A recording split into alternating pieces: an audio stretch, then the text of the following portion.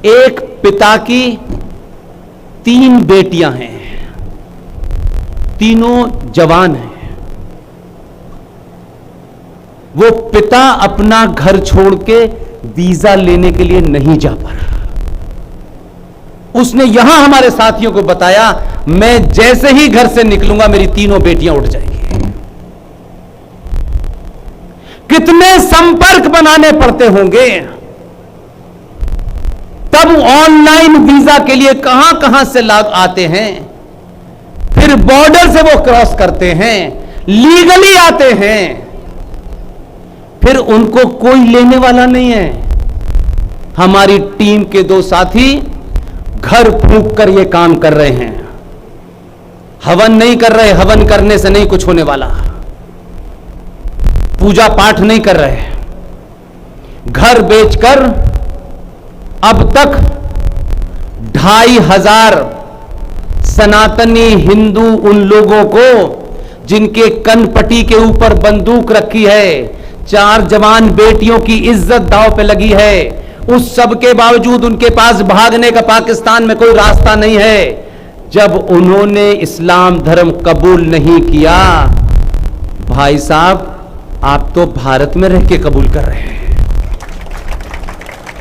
और वो वहां से आए, दोनों योद्धा 52 डिग्री जैसलमेर में उनके लिए टेंट लेकर के पहुंचे जयपुर से। मैं उस दिन जयपुर में था। उनके लिए पानी का इंतजाम कर रहे हैं। वहां की सत्ता ने, वो जो डिपार्टमेंट है, जिस डिपार्टमेंट में उनका वेरिफिकेशन होता है, उनमें 11 के 11 मुसलमान बिठा रखे हैं। उस लड़ाई के बीच में 2 से 2500 परिवारों को ढंडोरा नहीं पीटा, क्योंकि हमारे ही दलाल, हमारे ही चाटुकार सत्ता को बता के आएंगे ये ऐसा कर रहे हैं।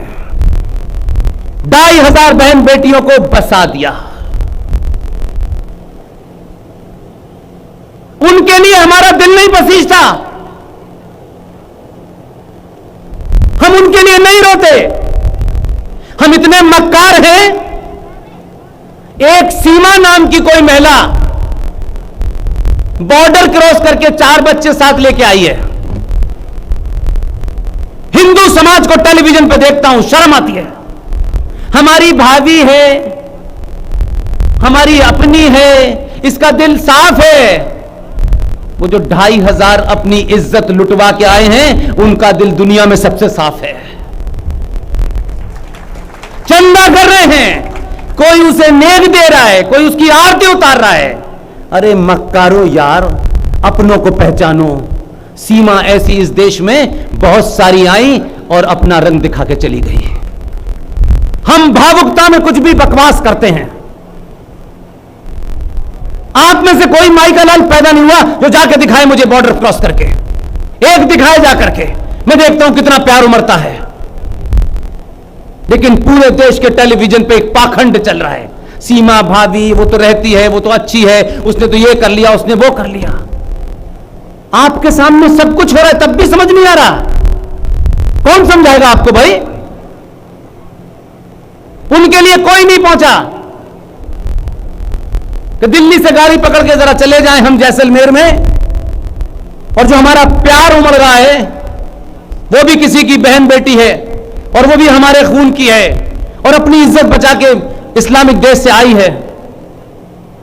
उसको नहीं करेंगे क्योंकि उससे टेलीविजन में बकवास करने का मौका नहीं मिलता है।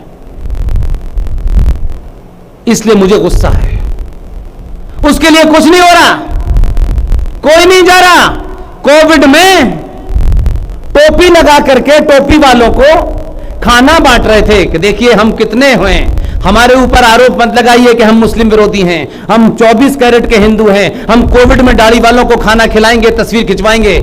लेकिन सनातनी हिंदू बहन बेटी अपनी इज्जत बचा करके जैसलमेर की 52 डिग्री टेम्परेचर वहां नहीं जाएंगे।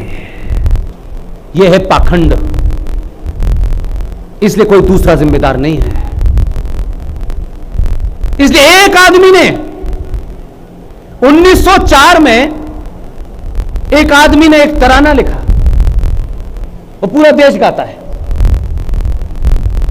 उस तराने को हमारे यहां नेशनल सॉन्ग बना दिया है। 1904 में लिखता है वो आदमी, सारे जहां से अच्छा हिंदुस्तान हमारा। 1906 में मुस्लिम लीग बनती है और 1910 में जिस आदमी ने सारे जहां से अच्छा लिखा तराना, 1904 में लिखता है, 1906 में मुस्लिम लीग बनती है और 1910 में एक तराना लिखता है। ये हिंदू मूर्ख समाज सिर्फ फेस वैल्यू पे बात करता है। इसलिए मैंने कहा कि आपको तो चोर उचक्कों ने ठगा और हम उनसे भी ठगे गए। आपको अंग्रेजी बोलने वालों ने ठगा, आप उनसे भी गए।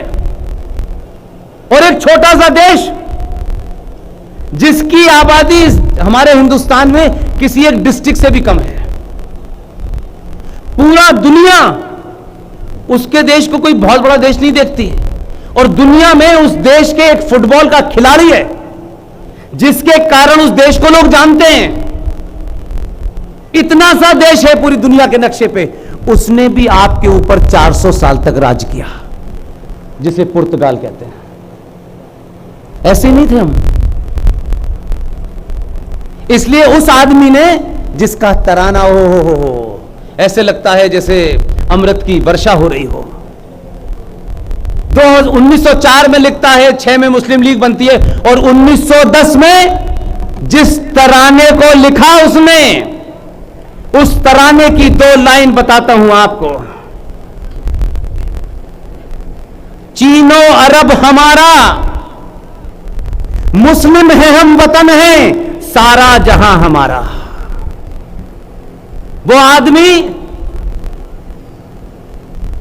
29 दिसंबर 1930 को इलाहाबाद, जिस अकबर ने उसका नाम अल्लाहाबाद रखा था, इतिहास में पढ़ाया गया कि सबसे सेकुलर था वो। उस इलाहाबाद में मुस्लिम लीग का अधिवेशन हुआ 29 दिसंबर 1930 को और वो मुस्लिम लीग का इतना बड़ा लीडर बना और पहली बार वहां यह प्रस्ताव पारित हुआ कि भारत के वो इलाके जहां मुस्लिम बहुल संख्यक हैं उन्हें अलग कर दिया जाए। उन्होंने कोई बात आपसे छुपाई नहीं, आपके दलालों ने छुपाई, आपको उधर जाने ही नहीं दिया। 1930 में वो ये बात कहता है। 1940 23 मार्च 1940 को लाहौर के अंदर मुस्लिम लीग का प्रस्ताव पारित होता है। उस प्रस्ताव में कहा जाता है, हमारी एक मन से मांग है मुसलमानों के लिए अलग पाकिस्तान। विधिवत 23 मार्च 1940 को लाहौर में यह अधिवेशन हुआ जिसमें जिना भी शामिल था और उस अधिवेशन के बाद पाकिस्तान की मांग 1940 में विधिवत तौर पर पारित हुई। आप इस कड़ी को समझिए, तब मैं जो बात आपके जहन तक लाना चाहता हूं ताकि आपको तथ्यों से पता रहे, आज के युवा को पता रहे, उन लोगों को पता रहे जो वो इतिहास पढ़ाते हैं, उन लोगों को पता रहे वो चौक चौपाल पे जो बोलते हैं, उन लोगों को सुनाई दे कि सत्ता के कानों तक जाए कि हम ऐसे नहीं चिल्ला रहे हैं। 40 में पास हुआ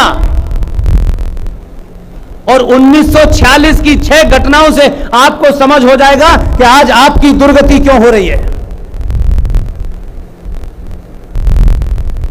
आप ही के लोगों ने कहा जुमे में ये नमाज पढ़ेंगे और मंगल में हिंदू पूजा करेंगे। वो भोजशाला में जाते हैं जो कभी इतना सा हिस्सा हुआ करती थी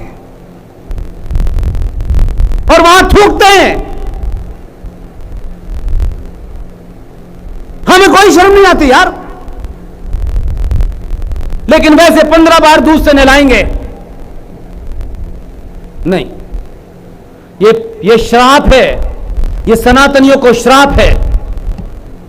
आप गिनती में ज्यादा इनकम टैक्स आप देते हैं, पुलिस आपकी, सेना आपकी, कानून को मानने वाले आपके,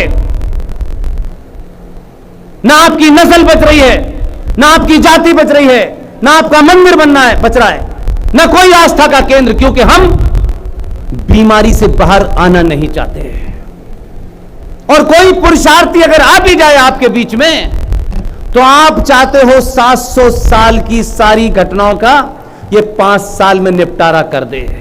और आप जब वोट डालने जाएं तो पहले मैं ब्राह्मण हूं, फिर बनिया हूं, फिर मैं ठाकुर हूं, फिर मैं दलित हूं, मैं भाईचारा है, सब कुछ आप करें।